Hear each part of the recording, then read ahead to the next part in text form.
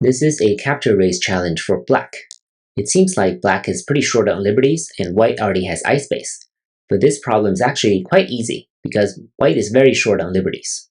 So in this type of pattern, you'll definitely see this in games. Bending here is always a good idea. Now if white blocks at number 2, what black can do is simply play at number 3. This is already a connect and die. So the best white can do is to capture here number 4, and black will succeed for the purpose of this problem at number 5. If white plays on the outside like this, then black just needs to come in right here. White obviously cannot play here, white can only connect here, and black will be able to Atari here at number 5, and still capture white like this. If white connects here, then again, black just needs to keep crawling here on the first line, and somehow it will work because of number 5. This Atari is a connect and die for white, and black will be able to connect back effectively.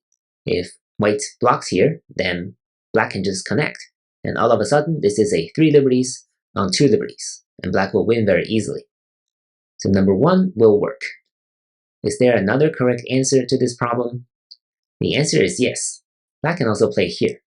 Because white is very short on liberties, it cannot play here or here because black can cut, and white is already dead. If white connects here, we'll go back to one of the previous variations.